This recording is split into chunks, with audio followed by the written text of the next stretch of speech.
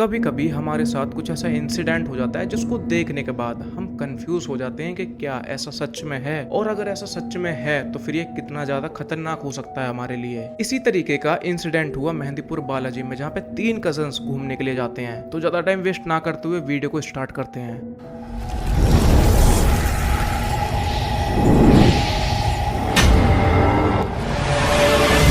तो ये कहानी मेरे एक सब्सक्राइबर रवि और उनके 2 कजन्स की है, जिनका नाम है आयुष और शिवानी। ये तीनों आपस में प्लान बनाते हैं कि हम राजस्थान घूम के आएंगे, अपना मजे करेंगे। और इनकी जो एज थी वो 18 से 20 साल की थी। तो ये तीनों अपने पेरेंट्स से बातचीत करते हैं कि हमें राजस्थान जाना है, मेहंदीपुर बालाजी में घूम के आ जाएंगे। इनकी उम्र काफी छोटी थी तो इनके पेरेंट्स ने मना कर दिया, लेकिन इन तीनों ने अपने पेरेंट्स को काफी मनाया, जिसके बाद इनको परमिशन मिल गई मेहंदीपुर बालाजी में जाने की। इसमें रवि अपने दोनों कजन से काफी बड़ा था, जिसमें रवि की उम्र थी 23 साल की, और रवि की ही वजह से आयुष और शिवानी को उसके घर वालों ने परमिशन भी दे दी थी। तो ये तीनों अपनी पैकिंग वगैरह करते हैं और राजस्थान की तरफ निकल जाते हैं। ये तीनों गाड़ी में अपने मजे से जा रहे थे और राजस्थान में पहुंचते ही इन्होंने एक होटल को बुक भी कर लिया था। जिसके बाद पहले तो इन्होंने 2 दिन तक राजस्थान को पूरी तरीके से एक्सप्लोर करा, और जब तीसरा दिन आया तो रवि हंसी हंसी में बोलता है कि जिस काम के लिए हम आए हैं ये काम तो हमने करा ही नहीं है। रवि हंसी हंसी में बोलने लगता है कि यार मौज मस्ती बहुत हो गई, कल सुबह जल्दी उठ के हम मेहंदीपुर बालाजी जाएंगे और हनुमान जी के दर्शन करेंगे। तीनों रात को सोते हैं और सुबह जल्दी उठ के वो मेहंदीपुर बालाजी के लिए निकल जाते हैं अपनी गाड़ी में बैठ के। मंदिर में पहुंचते ही तीनों के तीनों काफी खुश हो जाते हैं, क्योंकि मंदिर वाकई में काफी ज्यादा खूबसूरत था। तो तीनों लोग अपना मंदिर में जाते हैं और माथा टेक कर जैसे ही वहां से लौट रहे होते हैं तो आयुष को एक पीपल के पेड़ के नीचे एक टोकरी सी दिख जाती है। उस टोकरी में सिंदूर, चावल और एक पर्स था।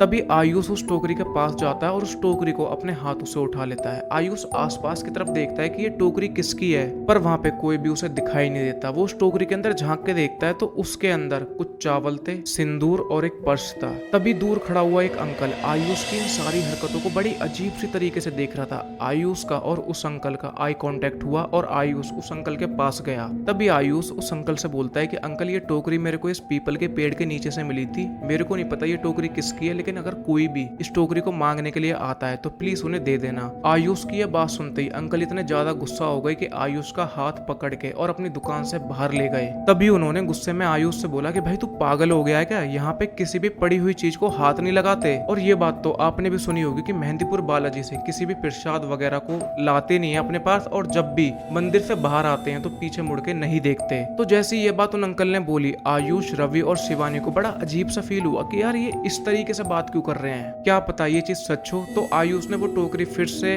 अपने हाथ में उठाई और उस पीपल के पेड़ पे जाके उस टोकरी को रख दिया और अपना गाड़ी में बैठ के होटल के लिए निकल लिए। तभी बीच रास्ते में आयुष की तबीयत खराब होने लगती है। आयुष को बहुत ज्यादा उल्टी आती है और उसे फीवर भी इतना ज्यादा होता है कि शायद ही कभी किसी को इतना फीवर हुआ हो। आयुष जैसे जैसे उल्टी कर रहा, वो बार बार बस एक ही रट लगा रहा कि कोई छोटा बच्चा हमारी गाड़ी के पीछे भाग रहा है। रवि और शिवानी को ये लगता है कि उन अंकल की बात शायद आयुष के दिमाग पे चढ़ गई है, तो इस वजह से वो ऐसी ऐसी बातें कर रहा है। तो रवि और शिवानी ने उसको पानी दिया और उससे नॉर्मली पूछा कि तेरे को क्या हुआ है, तो क्या कहना चाह रहा है। आप मानोगे नहीं कि आयुष की शक्ल ऐसी हो गई थी कि पूरी तरीके से रेड और पूरे फेस पर पसीना ही पसीना। बस एक ही बात रिपीट करनी कि हमारी गाड़ी के पीछे कोई छोटा बच्चा भाग भाग के आ रहा है और हमारी गाड़ी को रोकने की कोशिश कर रहा है। जैसे तैसे वो तीनों अपने होटल पहुंचते हैं और उसके बाद रवि अपने रूम में चले जाता है, शिवानी अपने रूम में चली जाती है और जो आयुष था वो भी अपने रूम में चले जाता है। सोने के आधे घंटे बाद ही आयुष तेज तेज चिल्लाने लग गया कि वो जो बच्चा है अब हमारे होटल में भी आ चुका है और मुझे देख के बार बार वो हंस रहा है। आयुष की आवाज सुनकर रवि और शिवानी उसके रूम में आते हैं तो वो ये देखते हैं कि आयुष बेड के नीचे लेटा हुआ है और वो रो रहा है बार बार, और वो रोए जा रहा है। बस एक ही बात रिपीट कर रहा है कि वो जो बच्चा है उसके रूम में आ चुका है और उसकी तरफ देख के हंस रहा है। आप मानोगे नहीं कि जब रवि ने मेरे को ये बात बताई ना तो भाई मेरे भी गूज़बम्स आ गए थे कि आप सोच के देखो,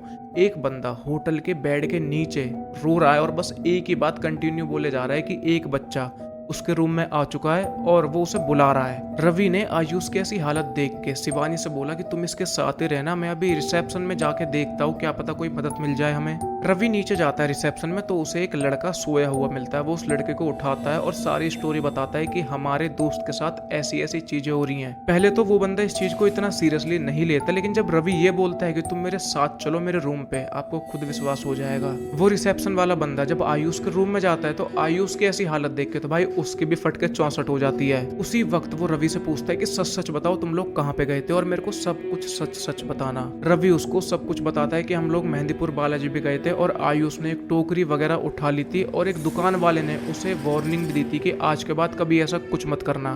तभी रिसेप्शन वाला बंदा बोलता है कि आज रात आयुष को यहीं रहने दो और सुबह होते ही आयुष को फिर से उसे मंदिर में ले जाना और उसके लिए एक पूजा करवाना। रवि और शिवानी इस बात को मान जाते हैं और सुबह होने का बस वेट करते हैं। जैसे तैसे सुबह होती है और पूरी रात आयुष बस यही बोलता रहा कि मुझे एक बच्चा दिख रहा है जो कि मेरी तरफ देख के बार बार हंस रहा है। वो बार बार रोए जा रहा और यही बात रिपीट करे जा रहा। अब सुबह होते ही वो तीनों के तीनों अपनी गाड़ी में बैठ के मंदिर की तरफ निकल लिए। जैसे जैसे वो मंदिर की तरफ चल रहे आयुष अब बहुत तेज तेज चिल्लाने लग गया कि मुझे गाड़ी में से उतारो, मुझे मंदिर नहीं जाना। वो एक ही चीज को बार बार रिपीट कर रहा है कि गाड़ी को अभी के अभी रोको, मैं मंदिर नहीं जाऊंगा, अगर तुमने गाड़ी नहीं रोकी तो मैं गाड़ी में से कूद जाऊंगा। रवि ने आयुष की बात इग्नोर तो कर दी लेकिन आयुष ने शिवानी को झटक के गाड़ी का दरवाजा खोल के और वो कूद गया रास्ते में। आयुष के काफी बुरी तरीके से चोट लग गई। अब देखो जाना तो उन्हें मंदिर था, पहुंच गए वो हॉस्पिटल। तो ऐसी चीजें आपके साथ कितना नुकसान पहुंचा सकती है आप खुद देख रहे होगे। लेकिन जैसे ही आयुष को होश आया वो हॉस्पिटल में भी बस यही कंप्लेंट कर रहा कि वो लड़का अब हॉस्पिटल में भी आ चुका है, वो हमारे पीछे लग चुका है, वो हमें जान से मार देगा। हॉस्पिटल के अंदर जो डॉक्टर्स थे वो भी इस चीज को समझ नहीं पा रहे कि यार इस लड़के को क्या हो गया, क्या ये मेंटली पूरी तरीके से बेकार हो चुका है या फिर सच में इसके साथ कुछ ऐसा बीता हुआ है। रवि और शिवानी ने आयुष को हॉस्पिटल में से उठाया और अपनी गाड़ी में बिठा दिया। गाड़ी के अंदर बिठाने के बाद रवि ने शिवानी से ये बोला कि ड्राइव तुम करो और आयुष को टाइट से मैं पकड़ूंगा और प्लीज गाड़ी को तेज चलाना। जैसे तैसे वो मंदिर में पहुंचे और मंदिर में पहुंचने के बाद वो एक बाबा से मिले। बाबा को उन्होंने सारी स्टोरी बताई कि आयुष ने ऐसा ऐसा कर दिया था जिसके बाद